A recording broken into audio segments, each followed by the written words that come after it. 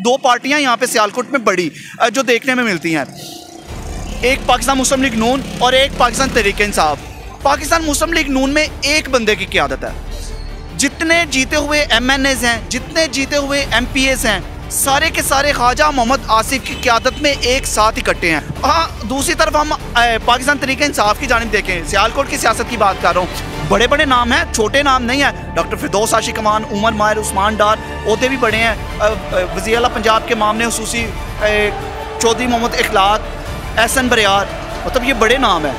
किसी एक की भी क़यादत पर रिलाई नहीं कर रहे लोग। वारिस साहब ने तो कह दिया कि पाकिस्तान मुस्लिम लीग नवाज़ में ये एक वाज़ेह स्टांस है कि जो मेयर का उम्मीदवार है वो ख्वाजा आसिफ साहब डिसाइड करेंगे। तो PTI के अंदर आपको क्या लगता है, कौन बंदा आपको डिज़र्विंग नज़र आता है कि जो मेयर का उम्मीदवार होना चाहिए, जिसकी ग्रास रूट लेवल के ऊपर शहर के अंदर काम भी है?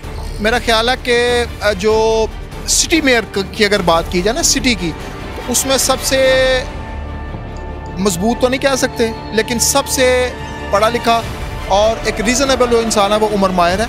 उसको मेरा ख्याल है कि चांस देना चाहिए पार्टी को, और उसके आने से एक तो ग्रास रूट लेवल के ऊपर जो दूसरा जो सबसे जो कारकुन नाराज़ है वो जो है ना वो PTI की जानिब वापस आएगा।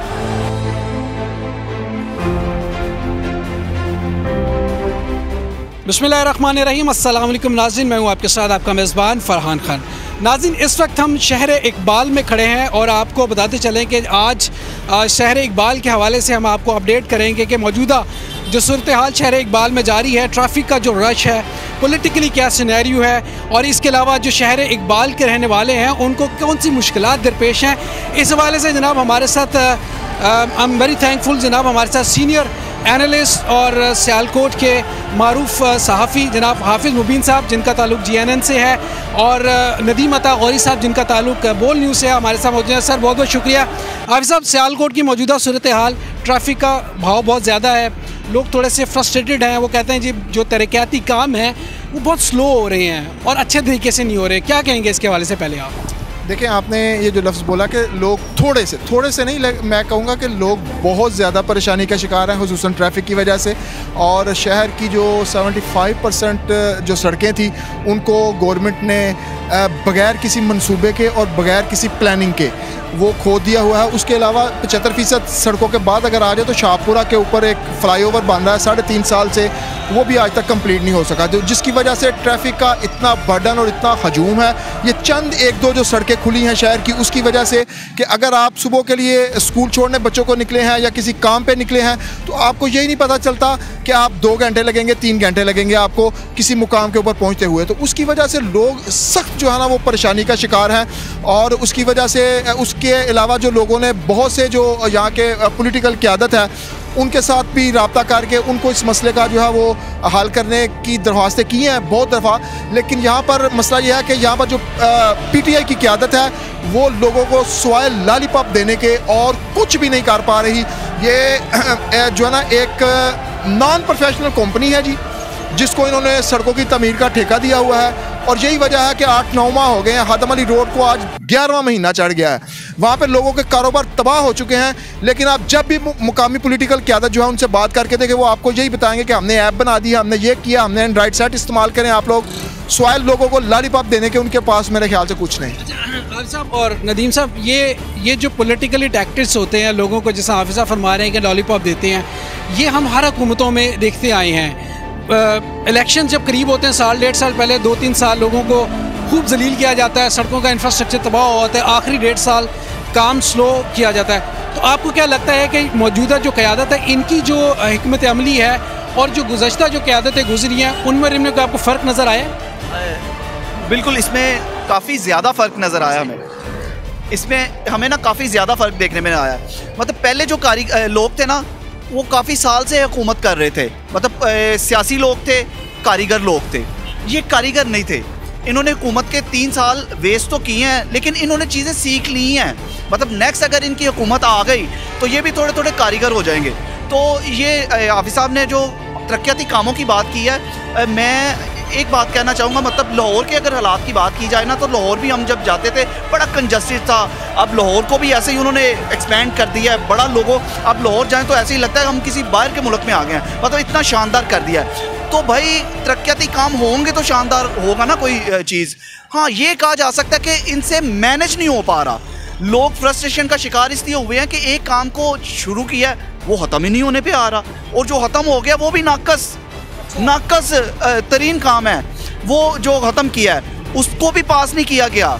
मतलब जो जिस कंपनी ने ठेका लिया हुआ है और जिसने इसका ध्यान रखने के लिए पैसे लिए हुए हैं, वो कंपनी ने फेल कर दिया है कि ये चीज़ें जो बना रहे हो आप लोग, जो बना रहे हो क्वालिटी नहीं है, कुछ भी नहीं है, ये सिर्फ जो है ना मतलब खानापूरी कर रहे हैं। अच्छा, अफसर ये भी तो हो सकता है कि पॉलिटिकली गेम्स होती हैं, जिसका हमने माजी में देखा है। आप लाहौर की बात आपने किया, मैं लाहौर से मैंने बाज़ वज़ीर-ए-आज़म, हमारे जो पहले वज़ीर-ए-आज़म से, उनके हलके में मैंने प्रोग्राम किए। सड़कों के हालात बुरे, नालियाँ, सब चीज़ें खुली हुई हैं, लेकिन वो काम इतनी स्लो होता था। जब इलेक्शन करीब आते थे वो काम होना शुरू हो जाता था, मुकम्मल होना शुरू हो जाता। आपको क्या लगता है अफसर कि ये भी उसी, आप जिस तरह करें अनाड़ी हैं, लेकिन लग नहीं रहा इनकी जो मूवमेंट है उससे ये अनाड़ी हैं?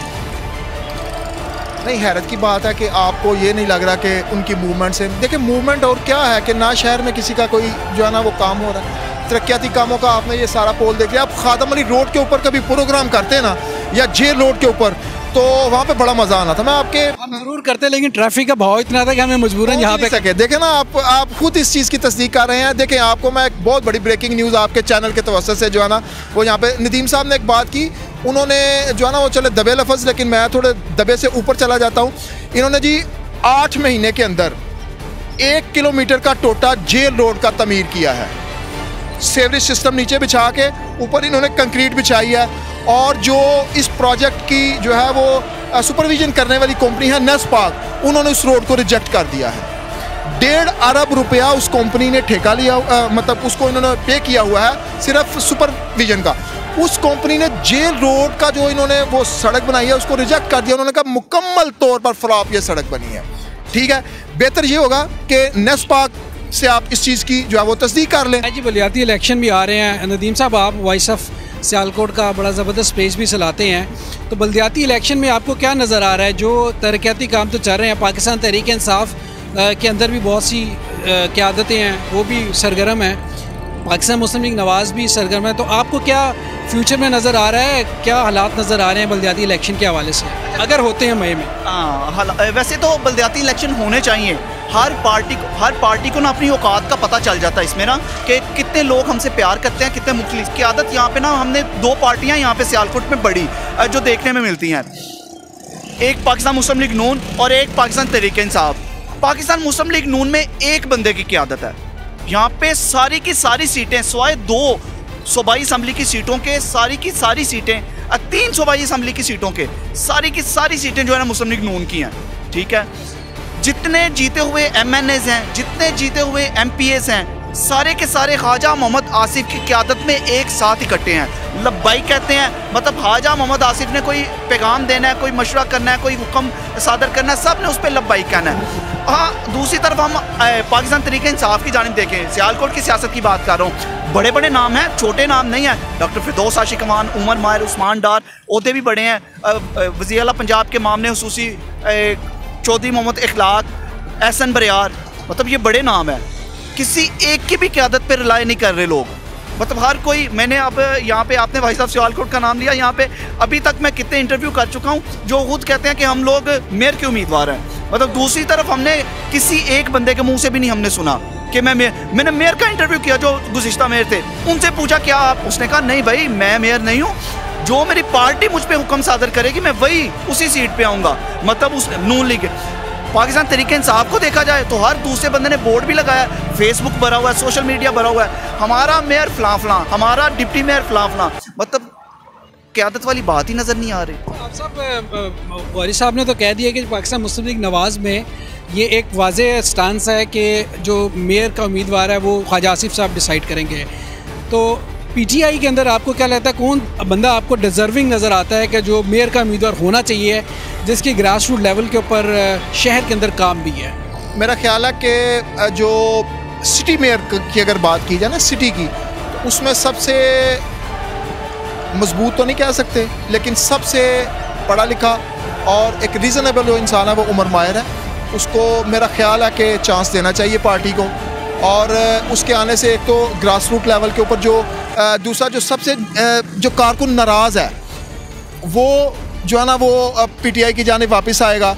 और उसके साथ साथ जो है वो जो लोग भी जो मुकामी लीडरशिप से जो तंग हैं वो दोबारा जो है वो जनरल इलेक्शन के लिए इमरान खान का जो है वो साथ देने के लिए तैयार हो जाएंगे। अदरवाइज़ अगर यही सूरत हाल जिस तरह नदीम साहब फरमा रहे हैं कि हर बंदा, मैं लिस्ट गिनवा सकता हूँ 40 बंदों की जो मेयर के उम्मीदवार हैं, उसके पीटीआई के, उसके बाद जो डिप्टी मेयर के उम्मीदवार 40 ज़्यादा बता दिए मैं आपको 40 से ज़्यादा गिनवा सकता हूँ अगर आपके पास टाइम की शॉर्टेज ना होती।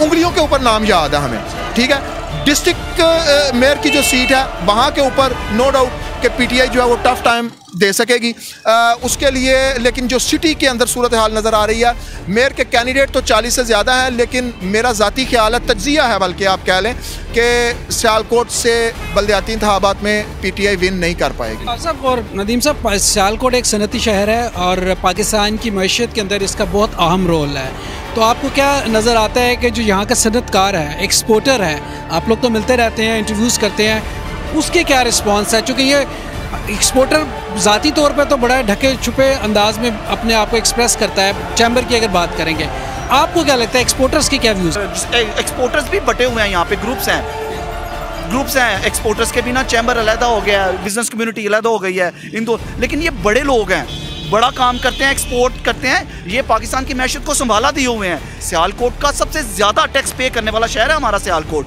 पाकिस्तान की अगर बात की जाए। इनके काम नहीं होने, मतलब 10 अरब रुपया मेरे ख्याल से एक अंदाजे के मुताबिक ये सालाना टैक्स पे करते हैं। और सर 4 से 5 अरब रुपया पूरे पसूर रोड पे, 29 किलोमीटर का ये रोड है, पूरे पसूर रोड पे 4-5 अरब रुपया लगा के इसको कंप्लीट नहीं कर सकते। बड़ी हैरानी की बात है, तो किस तरह ये एक्सपोर्टर को साथ ले कह रहे हैं। अच्छा हाफिज़ साहब, मुझे लास्टली ये बताइए कि आपको कोई पॉलिटिकली, आप काफ़ी अरसे से रिपोर्टिंग कर रही हैं, शहर की भी कर रहे हैं, इसके अलावा आपको दीगर शहरों में जाने का मौका मिलता है, आपको कोई डिफरेंस नज़र आया है पॉलिटिकली?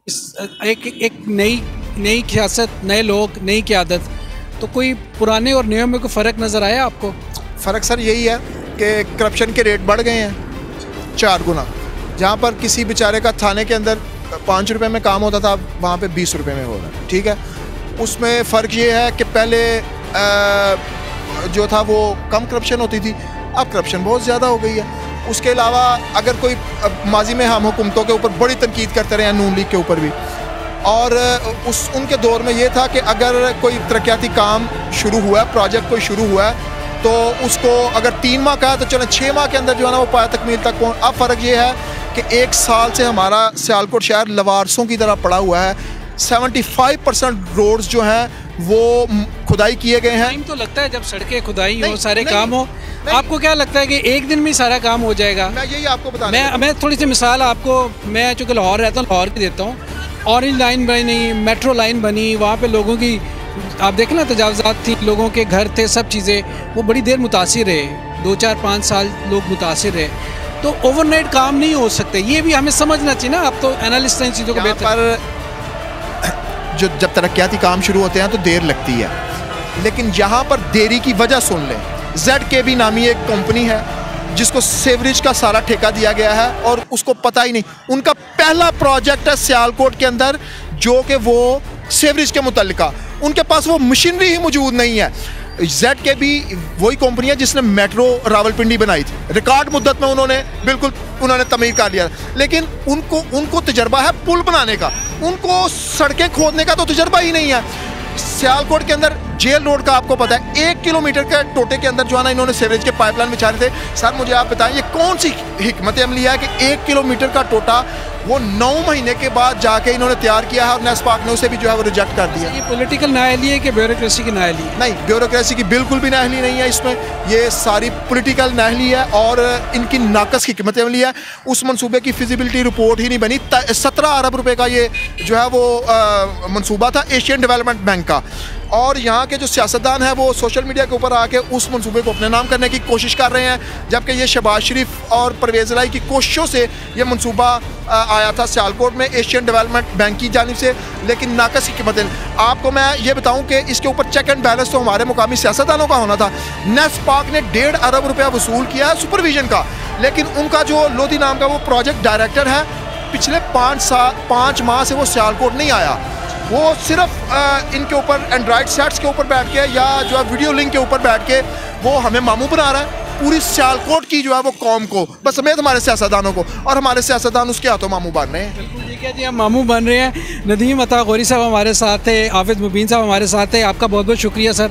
और प्रोफेसर है शजर से उम्मीदें बाहर रख, आप लोगों ने सियालकोट की आवाज़ सुनी, तो अब देखते हैं कि आने वाले वक्तों में जो ये आवाज़ हमारे इक़्तिदार तक बैठे लोग जो हैं उन तक कितनी पहुंचती है, कितनी असरअंदाज होती है, ये आने वाला वक्त ही बताएगा। इसी नोट के साथ अपने मेज़बान फरहान खान को दीजिएगा इजाज़त। अल्लाह निगहबान, पाकिस्तान जिंदाबाद।